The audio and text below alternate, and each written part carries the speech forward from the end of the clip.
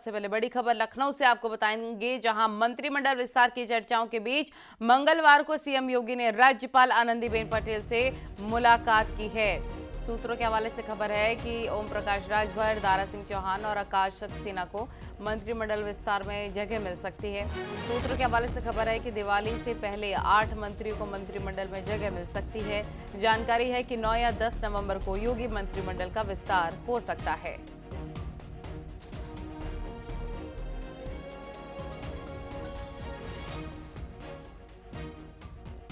बड़ी खबर आपको बता रहे हैं, कैबिनेट विस्तार की चर्चाएं तेज चल रही हैं। राज्यपाल आनंदीबेन पटेल से मुलाकात, सीएम योगी आदित्यनाथ की कल की तस्वीरें आपको हम दिखा रहे हैं, क्योंकि उत्तर प्रदेश में कुल 403 विधानसभा सीटें हैं। यूपी में बनाए जा सकते हैं 60 मंत्री। 8 पद अभी भी यूपी मंत्रिमंडल में खाली है।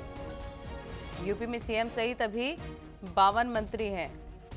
8 पद मंत्रिमंडल में खाली हैं।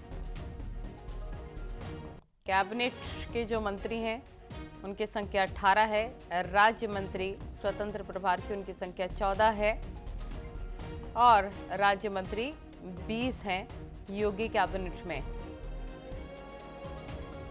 तो कुल मंत्री 52 है और सीएम, डिप्टी सीएम समेत 52 मंत्री हैं। सवर्ण 21 मंत्री हैं। ओबीसी के 22 मंत्री हैं मंत्रिमंडल में। इसके साथ ही दलित 8 मंत्री हैं। अगर जातिगत समीकरणों की बात करें यूपी मंत्रिमंडल में, तो आदिवासी समाज से 1 मंत्री। योगी कैबिनेट में जातीय समीकरण हम आपको समझा रहे हैं। राजभवन में कल सीएम योगी आदित्यनाथ और राज्यपाल की मुलाकात हुई, जिसकी तस्वीरें इस वक्त आप देख रहे हैं। अभी भी मंत्रिमंडल में खाली पड़े जो पद हैं उनको भरने की तैयारी दिवाली से पहले की जा रही है।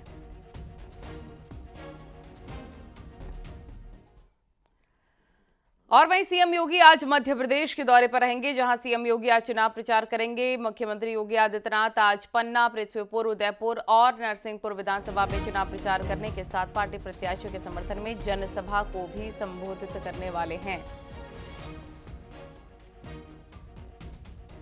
बड़ी खबर आपको बता रहे हैं, बीजेपी के पक्ष में वोट की अपील करते फायर ब्रांड नेता सीएम योगी आदित्यनाथ। उनकी क्योंकि इन चुनावों में काफी ज्यादा भारी डिमांड है और मध्य प्रदेश के रण में भी योगी की ललकार साफ तौर पर देखने को मिलेगी।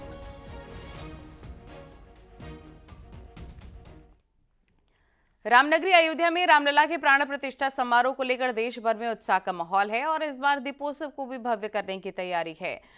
वहीं पर अयोध्या को लेकर योगी सरकार ने एक बड़ा फैसला कर लिया है। सीएम योगी की अध्यक्षता में प्रदेश सरकार की कैबिनेट की मीटिंग 9 नवंबर को अयोध्या में करने का फैसला लिया गया।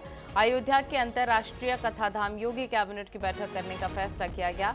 बैठक में उत्तर प्रदेश अंतर्देशीय जलमार्ग प्राधिकरण के गठन सहित कई विकास प्रस्तावों को हरी झंडी दी जा सकती है।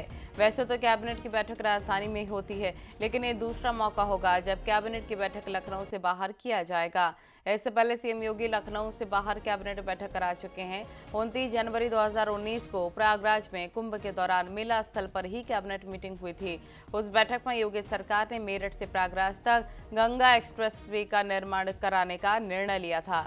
अब रामलला के दरबार में कैबिनेट की मीटिंग होने वाली है। उम्मीद है कि इस बार अयोध्या समेत कई धार्मिक स्थलों में विकास के लिए प्रस्ताव लाए जा सकते हैं।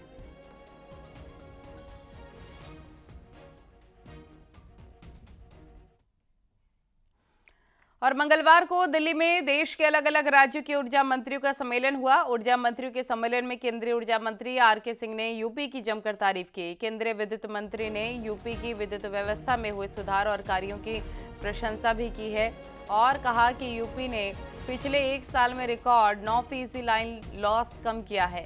केंद्रीय मंत्री ने यूपी के ऊर्जा मंत्री ए.के. शर्मा, उनकी टीम के कार्यों की प्रशंसा कर उन्हें बधाई दी और कहा कि दूसरे राज्यों के लोग भी इससे सीखें। ये सब आप लोगों ने किया। This is what you have done. Uttar Pradesh has brought their AT&C losses down by 9% in 1 year. 9%. Can you imagine? ये सब आप लोगों ने किया। This is what you have done.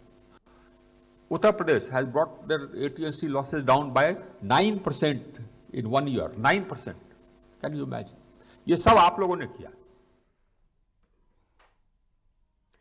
Chhattisgarh की एक चुनावी रैली में कांग्रेस महासचिव प्रियंका गांधी ने अपने भाषण में एक बड़ा दावा किया था। उन्होंने कहा था कि वाराणसी में धान प्रति क्विंटल 1200 रुपए किसानों से खरीदा जा रहा है। प्रियंका के दावे पर न्यूज 18 की टीम ने रियलिटी टेस्ट किया। टीम उन किसानों के बीच पहुंची जो धान की खेती करती हैं।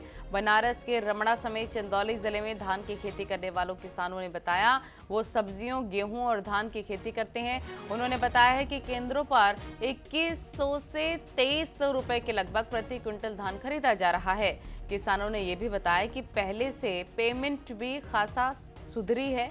यूपी में क्रय केंद्रों पर अभी धान की बिक्री भी शुरू हो गई है, जहां ए ग्रेड के धान की कीमत 2203 रुपए और बी ग्रेड के धान की कीमत 2183 रुपए प्रति क्विंटल सरकार दे रही है। लोग का भी मतलब कि धान छठ बाद स्टार्ट होगा, ठीक है। अभी 2100-2200 प्रति क्विंटल चल रहा है मतलब सरकारी है।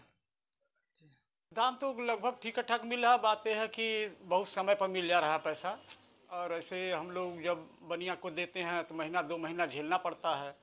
यहाँ जाता है तो हम लोग को मिल जाता है पैसा समय से, और बुआई के काम में आ जाता है गेहूँ के खादों के लिए। रुपये प्रति कुंटल कामन की है और ग्रेड ए की 2203 रुपये प्रति कुंटल है। तो बनारस में या पूरे उत्तर प्रदेश में 2183 रुपये किसानों को मिल रहा है। अगर किसान को कहीं लगता है उसको कम रेट मिल रहा है तो वो सीधे सरकारी क्रय केंद्रों पे आए, जहाँ पे उसको 2183 रुपये का पूरा भुगतान किया जाएगा। धान की जो एमएसपी थी 2040 रुपये प्रति कुंटल थी। इसमें 7019 किसानों द्वारा इसको बेचा गया था।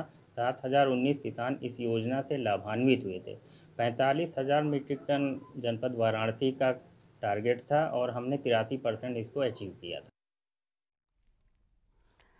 और प्रयागराज से बड़ी खबर आ रखी है, जहां 2016 के 12,460 सहायक शिक्षक भर्ती मामले में हाईकोर्ट से राज्य सरकार को राहत मिली है। हाईकोर्ट के डबल बेंच ने सिंगल बेंच के चयन रद्द करने के फैसले को निरस्त कर दिया है और सरकार को बचे हुए 6,470 पदों के लिए कॉमन मेरिट लिस्ट जारी करते हुए इन्हें 3 महीने में भरने को कहा है। आपको बता दें, भर्ती प्रक्रिया शुरू होने के बाद नियमों में बदलाव का आरोप लगा था, जिस पर हाईकोर्ट के सिंगल बेंच ने 1 नवंबर 2018 को 12,460 सहायक भर्तियों शिक्षकों के चयन को रद्द करने का फैसला सुनाया था।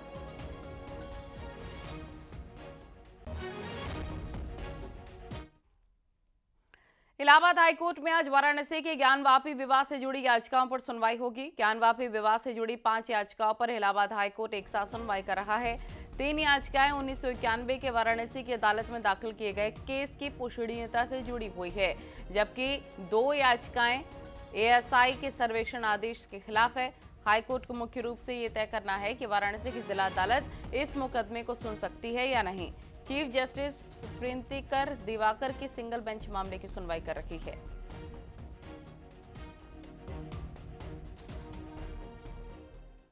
ज्ञानवापी परिसर में व्यास जी का तहखाना डीएम की सुपुर्दगी में देने के मामले में दाखिल वाद में आज जिला जज की अदालत सुनवाई करेगी।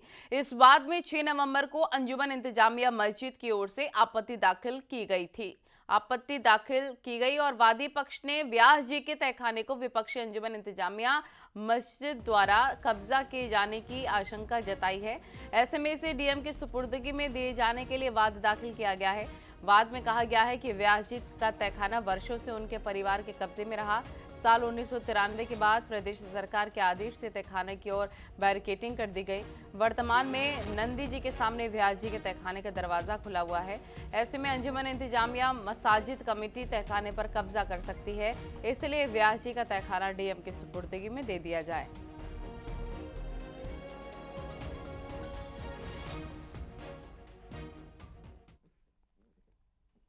और मथुरा के बांके बिहारी मंदिर में प्रस्तावित कॉरिडोर के मामले में इलाहाबाद हाई कोर्ट में आज भी सुनवाई जारी रहेगी। सुनवाई दोपहर के वक्त चीफ जस्टिस कोर्ट में होगी। ये बड़ी खबर इस वक्त हम आपको बता रहे हैं, जहां पर मथुरा के बांके बिहारी मंदिर में प्रस्तावित कॉरिडोर के मामले में इलाहाबाद हाई कोर्ट में आज अहम सुनवाई दोपहर के वक्त चीफ जस्टिस कोर्ट में होगी।